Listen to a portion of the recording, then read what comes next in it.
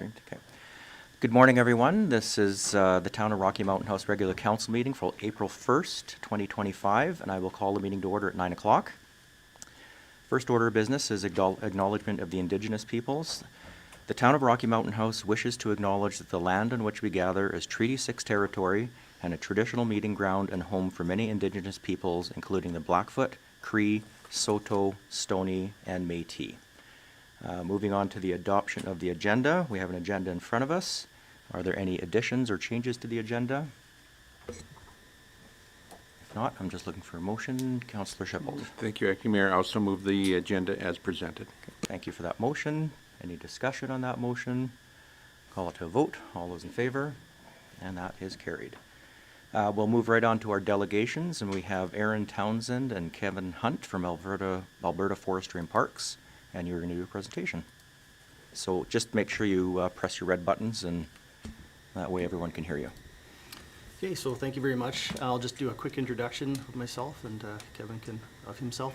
So Aaron Townsend, 15-year forest officer with Alberta Forestry, focusing primarily in the wildfire operations side.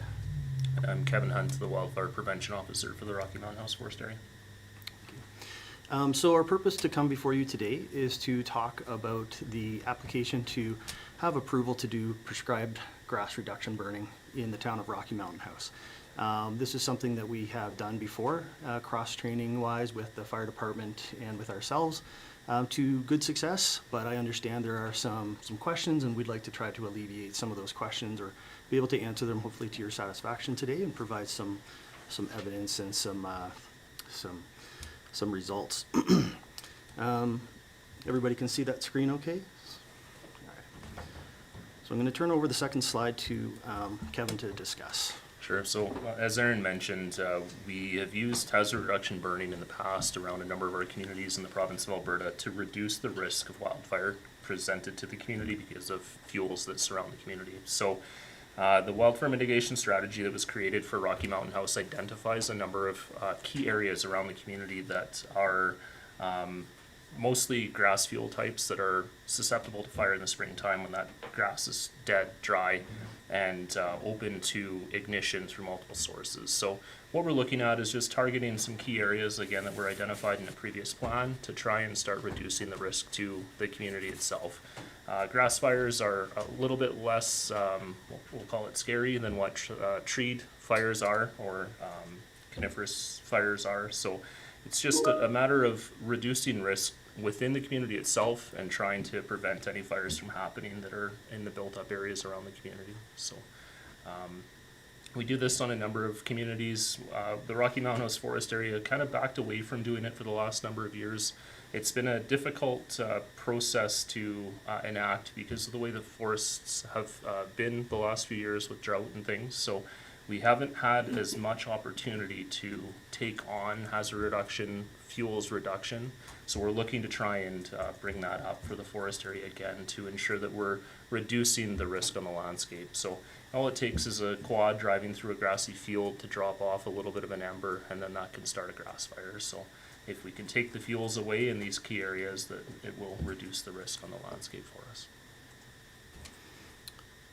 So we're going to move on to some of the risks versus benefits versus mitigation. So obviously there are some inherent risks anytime you have wildfire on the ground or fire on the ground. There's going to be smoke impacts. Overachieving is a nice word of saying it's gone further than we wanted it to go. Potential for public complaints, again, dealing with the smoke impacts, that can be a potential, or just in general, you can't please everybody, right? So there's always going to be some people that are against such things. What is the risk versus town versus private? So you own land within the town. Also, there's private areas that have a high hazard risk. Those have been identified in both our plan as well as the plan that was done in 2020.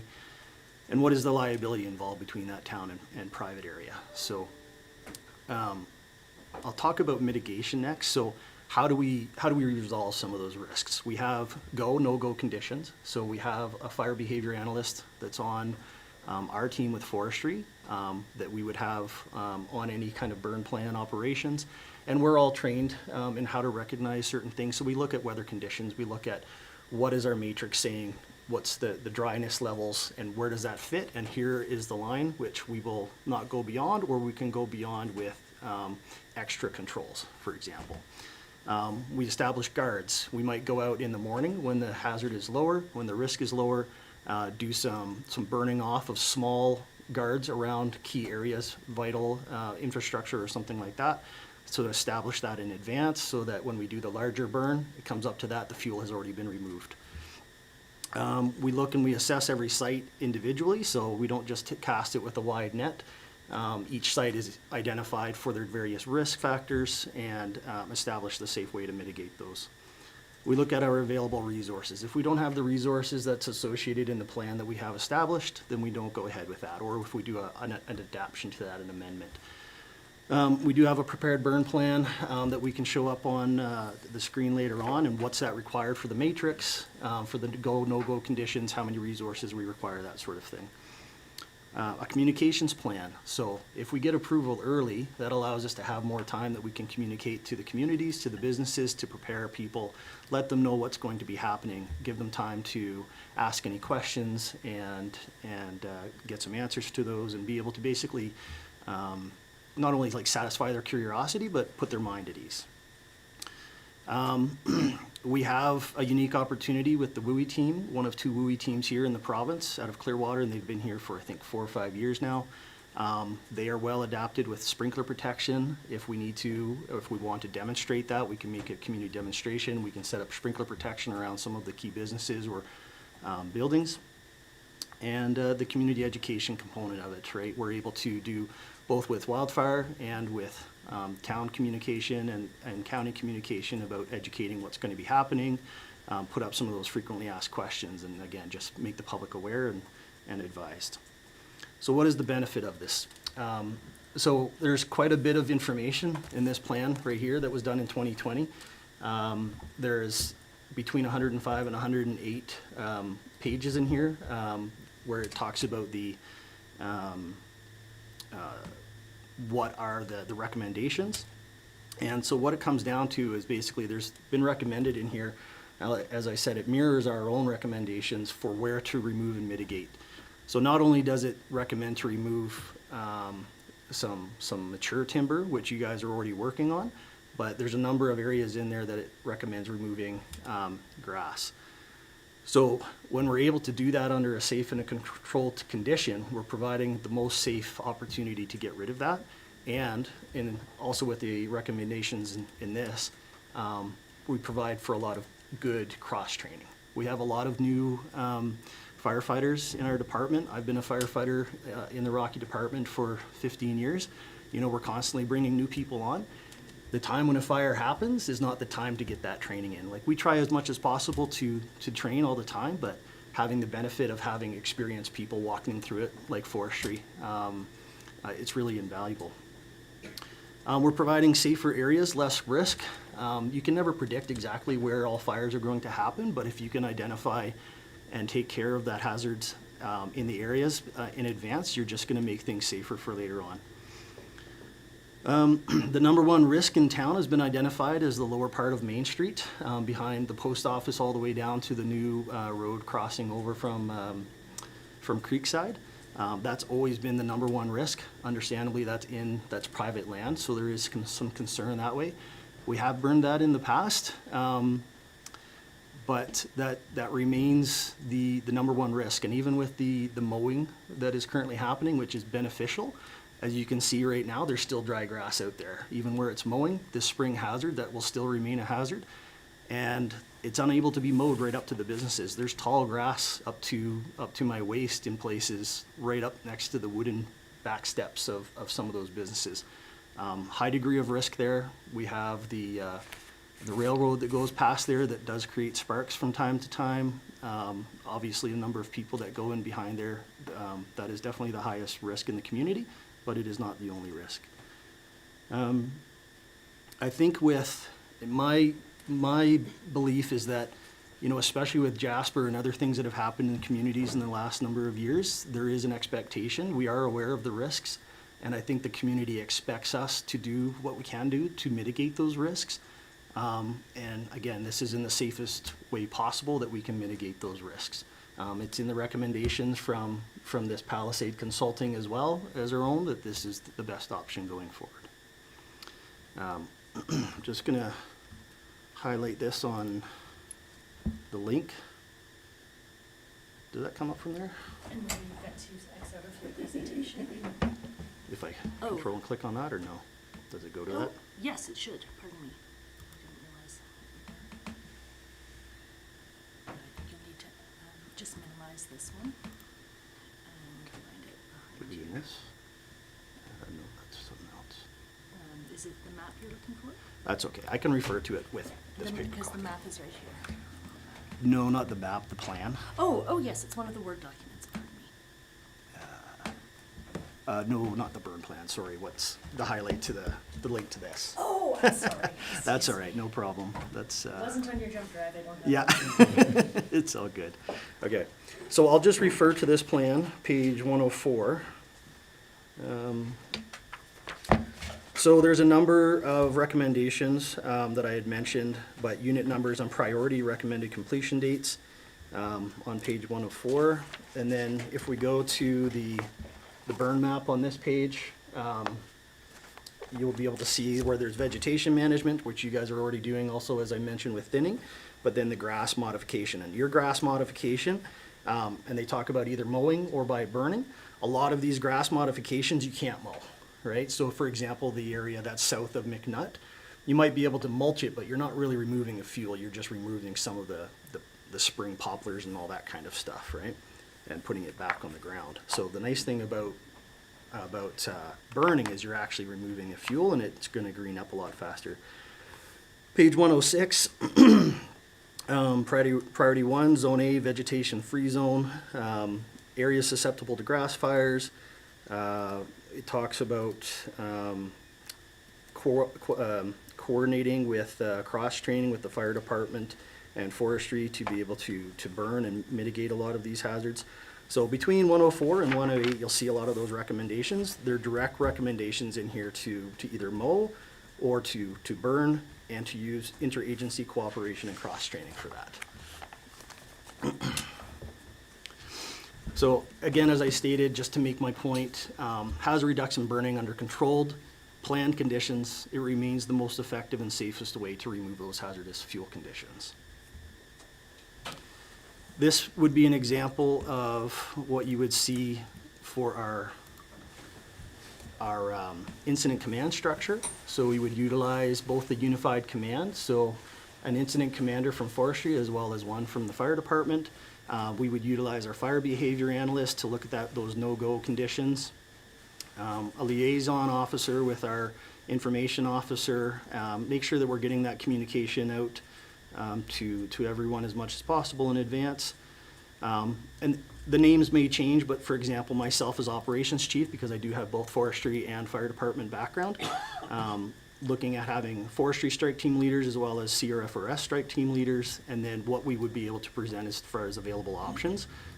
We could certainly increase this number depending on what the situation is going on with our current needs, but typically we could offer a 16-person fire TAC, which are First Nation crews, 10 persons in the unit crew, which are Type 1 trained, and potentially 2 4-person heli TAC, Type 1 trained.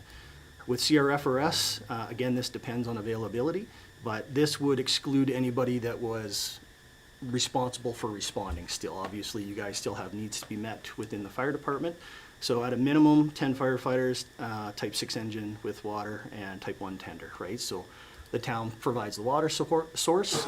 We also have water sources with our units, but the town would be the primary supplier of that.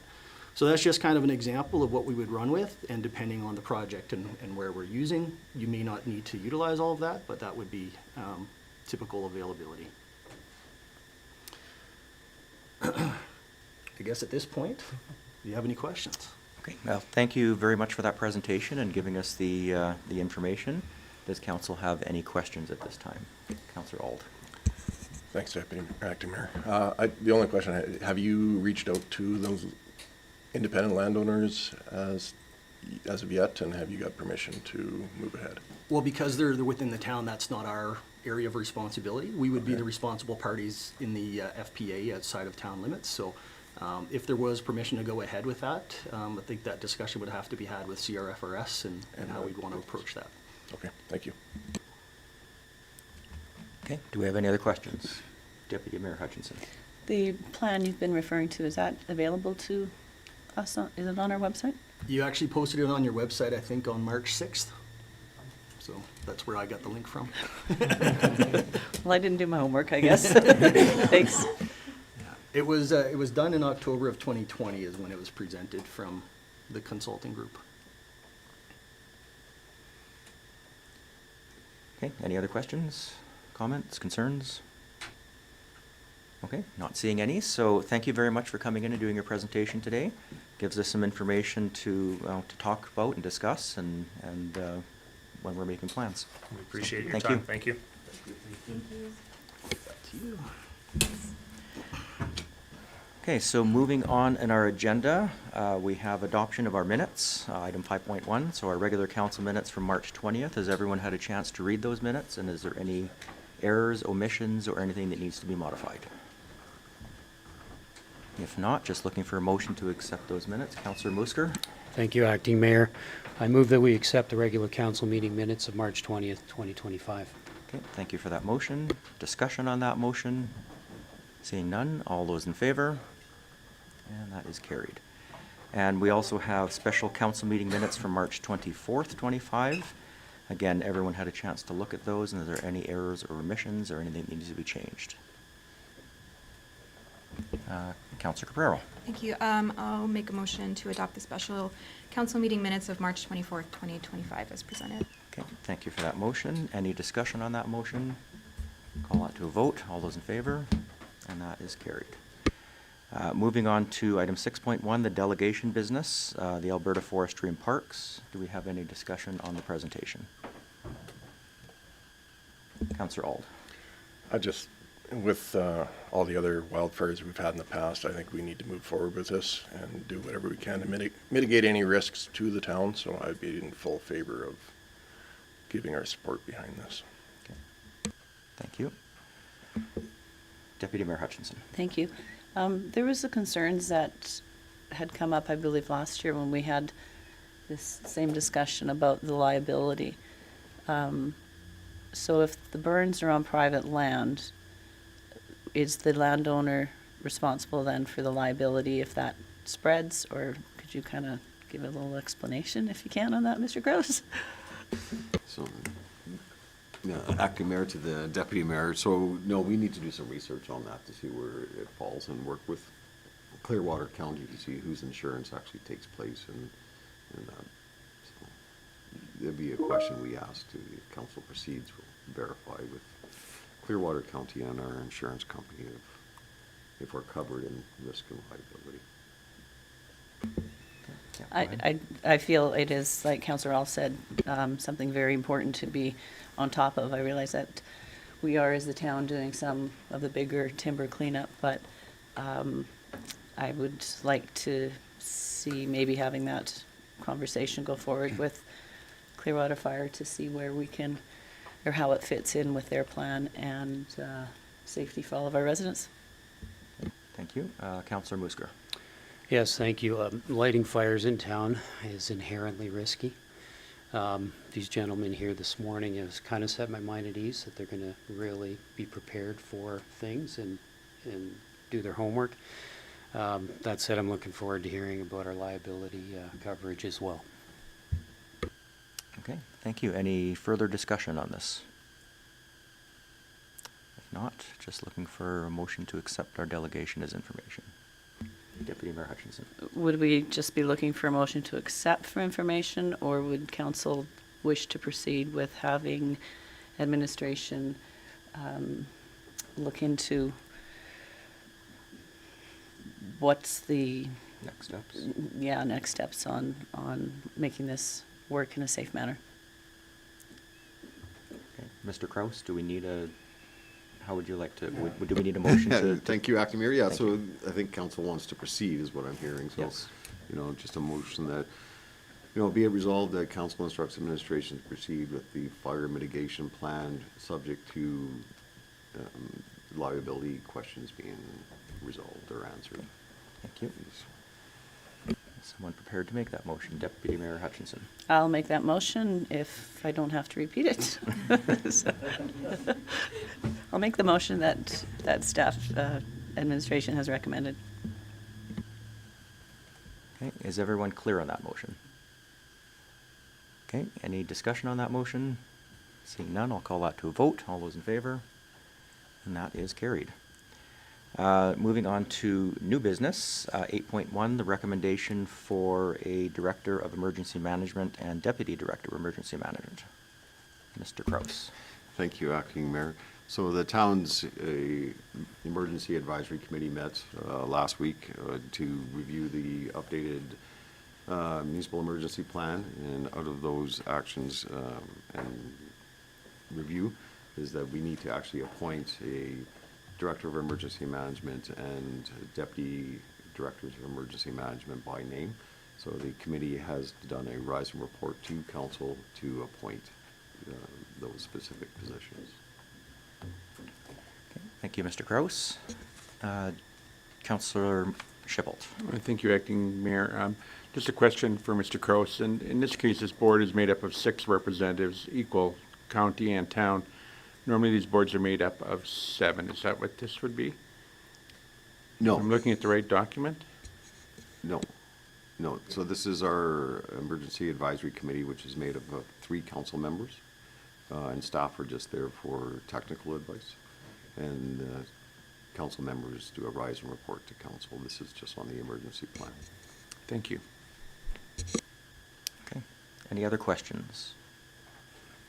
So we do have a recommend, Councillor Cabrero. Sorry, if there's no further discussion on it, I'll make the first motion here. Be it resolved that council appoint CAO Dean Kraus as the Director of Emergency Management. Okay, thank you for that first motion. Do we have any discussion on that? Call it to a vote. All those in favor? And that is carried. And we have a second resolution. Councillor Musker. I'll make the second motion. Be it resolved that council appoint Betty Quinlan, Director of Corporate Services, Dean Schwader, Director of Planning and Community Development, Wes Ament, Director of Recreation and Community Services, Rob Shanks, Director of Engineering and Operations, Tracy Brees, Legislative and Protective Services Manager as Deputy Directors of Emergency Management. Okay, thank you for that motion. Everyone clear on that motion? Any discussion? Call that to a vote. All those in favor? And that is carried. So moving on to item 8.2, Councillor Musker's notice of motion regarding the business license bylaw. And I'll pass that over to Councillor Musker. Thank you, Acting Mayor. Before we proceed with this, I would like to make a minor wording change to the motion. Could Tracy bring it up on the screen, or somebody?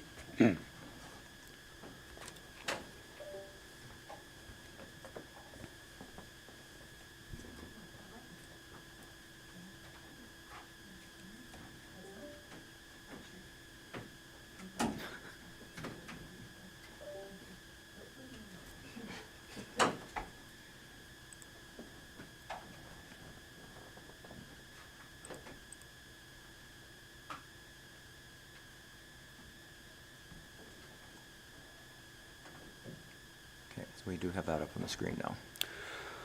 Okay, I would like to remove the words "the suggestion" and insert the word "changes." And with your permission, Acting Mayor, I'd like to read the motion with that change. Yes, please. Be it resolved that council instruct administration to bring back an amended business license bylaw 2019/15V for council's consideration with changes to remove any and all references to conversion therapy. Okay, thank you for that motion. Did you want to speak to that particular I motion? sure do, Okay. yes, thank you very much. Distinguished council colleagues, I'd like to start with some history that I feel is pertinent to my motion. In February of 2019, the government of Alberta established the Conversion Therapy Working Group. It was established to provide recommendations on ways to ban conversion therapy in the province, and it engaged with various stakeholders over a period of 5 months. The recommendations aimed to ensure that any proposed legislation would effectively ban conversion therapy and safeguard the rights and well-being of those affected by such practices. The group highlighted the importance of creating a supportive environment for LGBTQ+ individuals and addressing the harms associated with conversion therapy. On February the 18th, 2020, Town Council gave third and final reading to Bylaw 2019/15V, known as the Business License Bylaw. Within that bylaw were sections dealing with the practice, treatment, or service known as conversion therapy. At the time, the town of Rocky Mountain House was the only municipality in the province of Alberta to have any legislation of the kind. The council of the day felt that they had a duty to protect the safety and dignity of those who might be exposed to conversion therapy. They should be commended for this. On November 29th, 2021, Bill C-4, called An Act to Amend the Criminal Code Conversion Therapy, was introduced in the House of Commons and was passed unanimously on December the 1st, 2021. On December the 8th, 2021, it received royal assent and the law came into effect on January the 7th, 2022. Currently, there is no provincial law banning the practice of conversion therapy within the province of Alberta. With the passing of Bill C-4 by the federal government, there was no longer any need for a provincial law. Which brings us to our business license bylaw and the motion that is on the table. I want to assure this council that I wouldn't be bringing this motion forward unless I was certain that there was something better in its place. Bill C-4 is just that. This bill makes Canada's criminal laws on conversion therapy practices among the most comprehensive in the world and renders anything in our bylaws concerning conversion therapy irrelevant. Beyond that, I remind Council that administration has embarked on a comprehensive review of the town's policies and bylaws. At the March 20th, 2025 regular Council meeting, Council voted unanimously to amend or repeal 22 policies that had, for one reason or another, become outdated or irrelevant. The motion to amend the business license bylaw falls well within that process, and by addressing it preemptively, makes it a council-driven change and spares administration from bringing it forward at a later date. This motion also addresses some of the key goals of our strategic plan. Number one, safe and secure life for all. I would argue that a federal law regarding conversion therapy carries far more weight than a town bylaw. Number two, the town promotes open governance and communications. That's what we're doing here, having open discussions and debate on the merits of this motion. Number three, the town has strong relationships with all levels of government. This starts by staying in our own lane and not legislating on federal matters. Will there be those who try to twist this motion into something it is not? Possibly. But the facts speak for themselves. Some may be wondering if amending this bylaw sends the wrong message. I would respond by saying it sends the message that this council takes its job seriously and considers legislation objectively and dispassionately. That means we consider legislation based on its merit and not on our personal feelings or values. Bylaws are difficult to enforce, and it usually requires a complaint before they are acted on. We can't even get the people to stop feeding deer in this town. Our community is much better served by federal legislation and the Criminal Code of Canada than the town's business license bylaw. I've asked myself this question. If the legislative timeline was reversed and the federal government had passed Bill C-4 before the town had any legislation on conversion therapy, would I vote to amend the business license bylaw to include a ban on conversion therapy? I would not, because it's not municipal jurisdiction. Now, over the weekend, I did some research. Now, I will admit that I am no internet sleuth, but I can operate a website search function. There's very little news on this, especially lately. All I could find was an article by the Canadian Press dated January the 5th, 2022, that stated, "The Justice Department says it is not aware of any charges or prosecutions under the new criminal code offenses prohibiting conversion therapy, which came into force on January the 7th last year." From the City of Calgary website, whose bylaw was passed May the 5th, 2020. The government of Alberta has yet to take action to ban this practice. Calgary is the 7th municipality in Alberta to have passed a bylaw prohibiting the practice and promotion of conversion therapy, following Edmonton, St. Albert, Strathcona County, Wood Buffalo, Rocky Mountain House, and Spruce Grove. Of the 7 municipalities that conversion therapy bylaws mentioned above, those with references on their website were Edmonton, Calgary, Spruce Grove, St. Albert, and Rocky Mountain House. There were 2 with no references, and that was the regional municipality of Wood Buffalo and Strathcona County. Now, I want to stress that this was a very surface level search. This was me going to the municipal websites and typing conversion therapy into the search bar and seeing what came up. So I was able to find one more municipality, and I didn't check them all, but Lethbridge also has a business license bylaw banning conversion therapy. So I spent some time just on websites. Municipalities with 0 reference to conversion therapy on their website: Sylvan Lake, Didsbury, Olds, Sundre, Blackfalds, Bentley, Drayton Valley, Leduc, Wetaskiwin, Airdrie, Medicine Hat, Lacombe, Whitecourt, Grand Prairie, Drumheller, Okotoks, Fort Macleod, Strathmore, Brooks, Jasper, Banff, Penhold, Canmore, Cold Lake, Stony Plain, Valley View, Grand Cache, Wood Buffalo, Strathcona County, Clearwater County.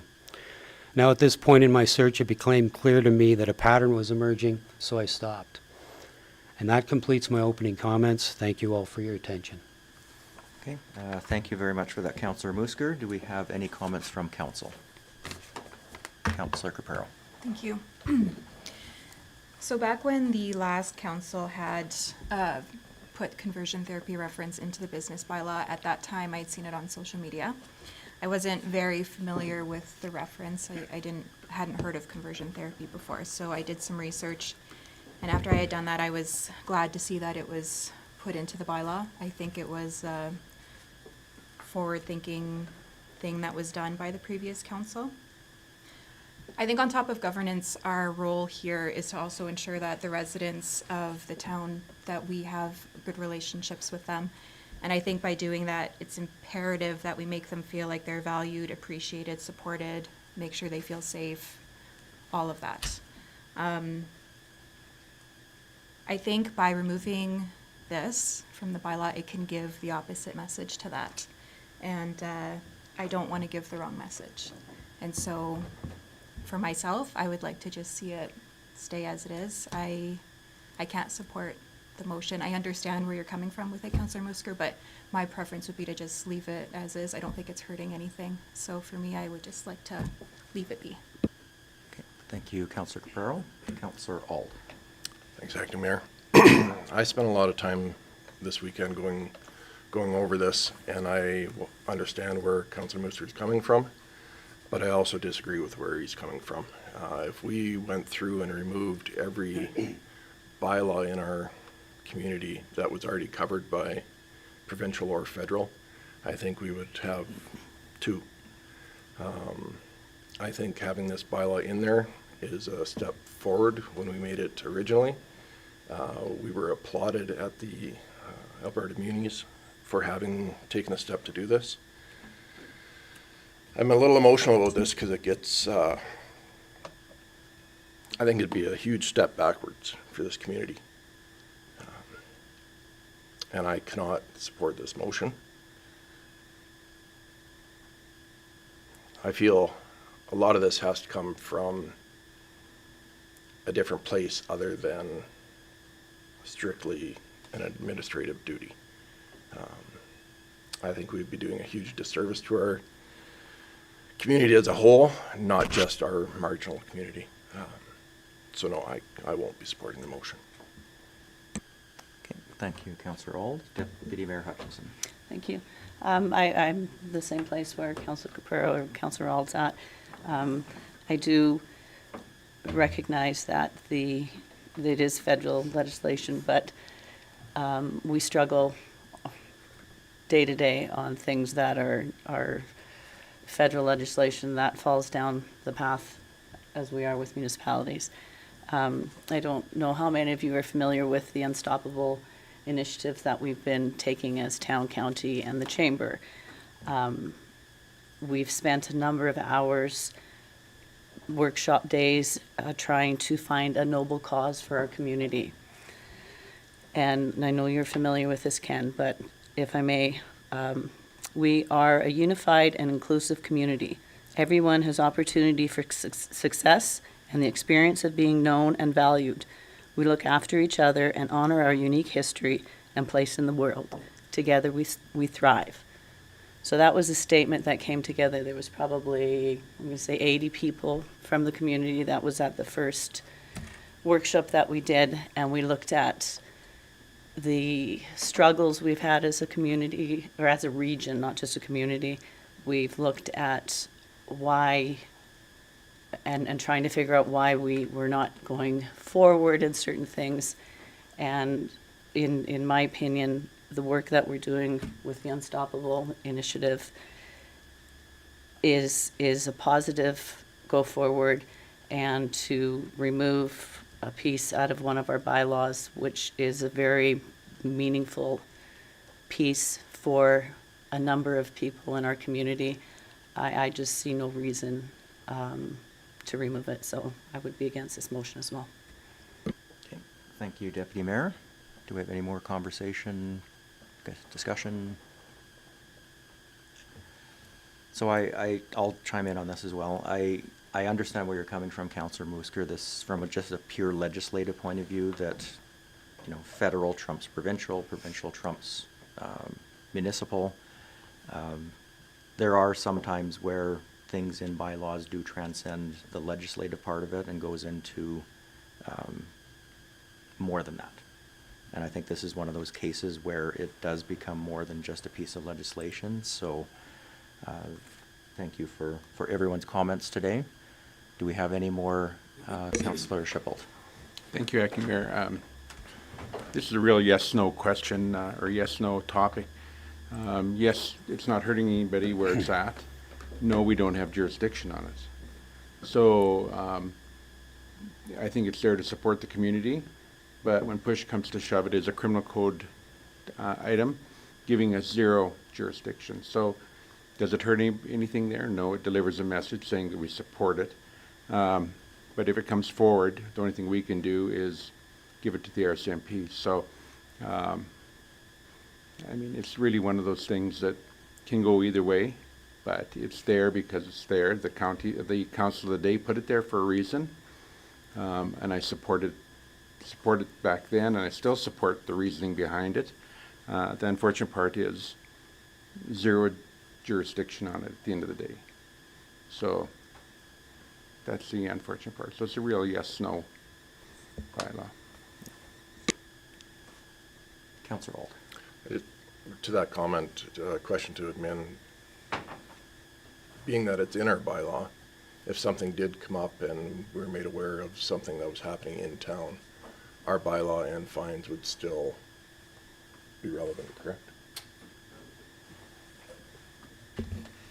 So the way it's drafted in the business license bylaw, and now that it's a criminal code offense, the only action that we could take is revoke a business license for a business that provided the service, if you want to call it a service, I guess. In the business license bylaw, there is a $10,000 fine, but we wouldn't have jurisdiction to place a fine because it's not, it's an offense, it's not within our mandate. And Councillor Musqueam, I see your light is still on. Yes, thank you, Acting Mayor.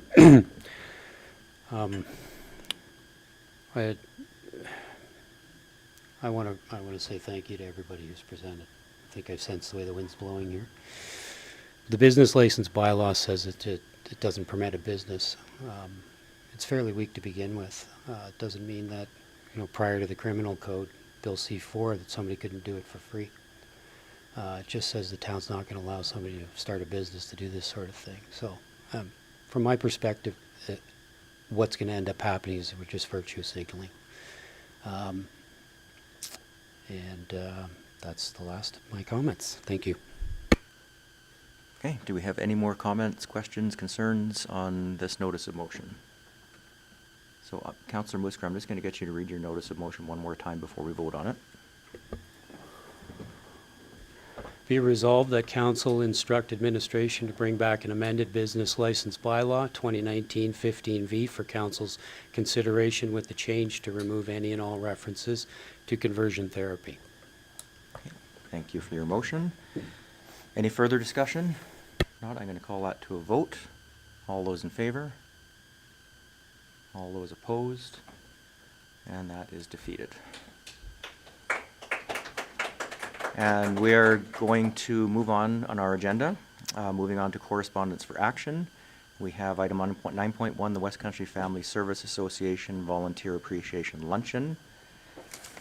And that is on April 16th, 2025, and they are asking for attendance at this event.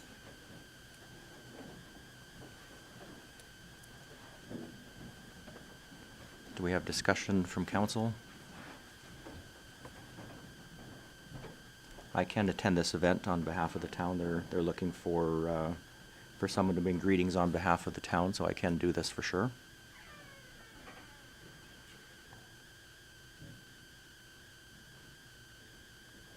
Any discussion?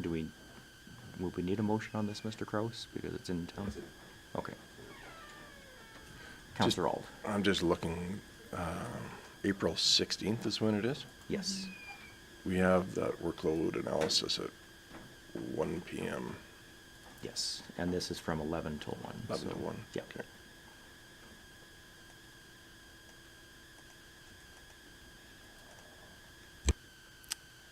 Would someone like to make a motion? Deputy Mayor Hutchinson. Thank you. I'll make the motion that any council that wishes to attend the Volunteer Appreciation Luncheon by West Country Family Services reach out to admin prior to April 9th, so they may RSVP. Okay, thank you for that motion. Any discussion on that motion? I'll call that to a... Oh, sorry, do you have discussion? Just for clarification, that this is a PR event and not a paid event. Yes, that's correct. Okay, any further discussion? I call that to a vote. All those in favor? And that is carried. Moving on to correspondence for information. We have 6 items for correspondence for information. Has anyone got anything in there they need to talk about or discuss? Deputy Mayor Hutchinson. I was just wondering about some clarity on, for FCSS, the Community Wellness Center update. If you had anything to update on that, what's going on with it? Very little, actually, to update on that. There was a meeting with some of the nonprofits, and basically they're looking at expanding it to more than just the 5 or 6 that were originally tasked with that. And that's basically where it is right now. They're looking at which partners should be part of this initiative.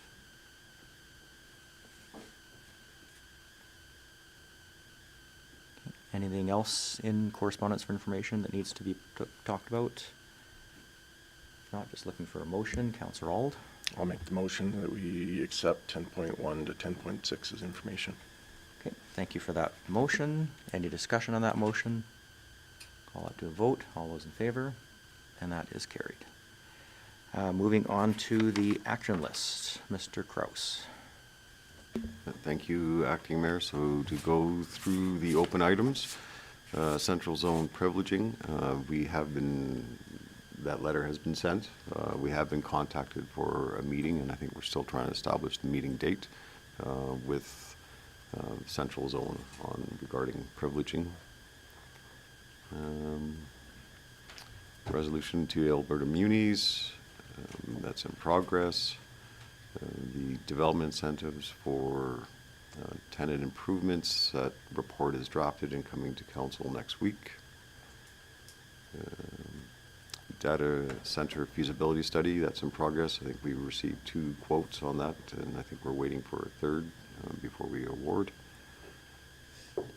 Disc golf location, that's in progress, and Mr. Ament is meeting with the school division, or met with them, so it's in progress. The Alberta Forest Products, that's in progress. I don't know if we received the draft letter from them yet. Yes, so it's ongoing. Food cycle science, so Ms. Button is working on that project and in contact with them. We'll bring back a report on commercial organics. I believe we scheduled that for the May GPC. The full day workshop, that's scheduled and in council's calendar for April. And the franchise agreement, that's in ATCO's hand right now and sitting with AUC for approval. And the tax forfeiture property is in legal and progressing slowly. And that is it. Okay. Do we have any questions on the action list for Mr. Kraus?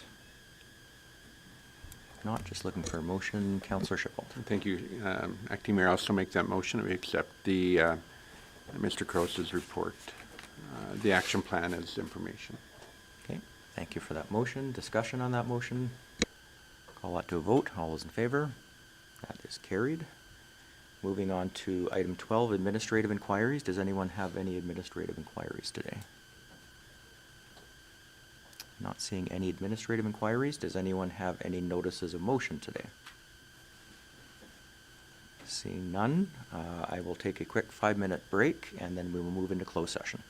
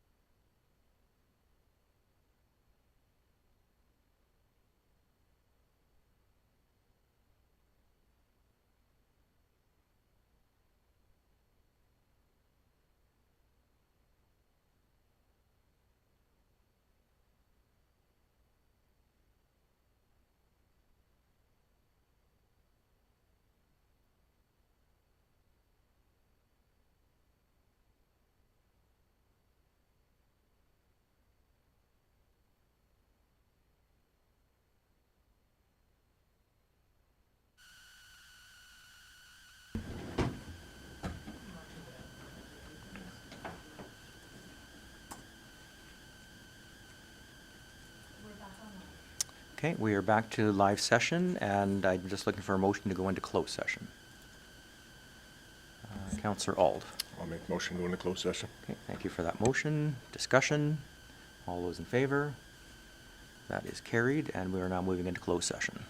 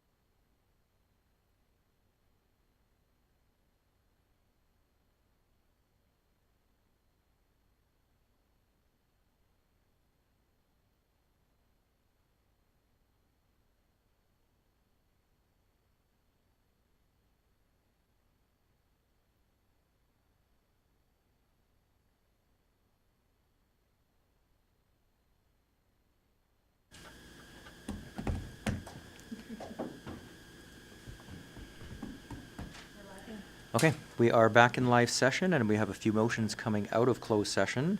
Our first one, Deputy Mayor Hutchinson. Thank you. Be it resolved that council accept the recommendation from ICC respecting the medical clinic agreement. Okay, thank you for that motion. Any discussion? All those in favor? And that is carried. Our next motion we have would be Councillor Shipbolt. Thank you, Acting Mayor. Make a motion for number 14.4 on our agenda, and that would be, let it be resolved that council direct administration to proceed with contracting the operations and commissioning of the wastewater treatment plant through a qualified third party. Thank you for that motion. Discussion? All those in favor? That is carried. And Deputy Mayor Hutchinson. Thank you. Be it resolved that council instruct the ICC to proceed with the FCSS agreement. Thank you for that motion.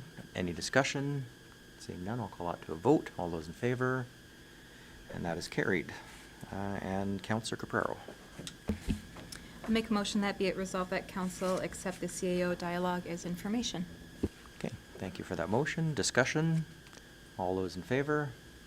And that is carried. And with nothing left on our agenda, I will adjourn the meeting at 12:24.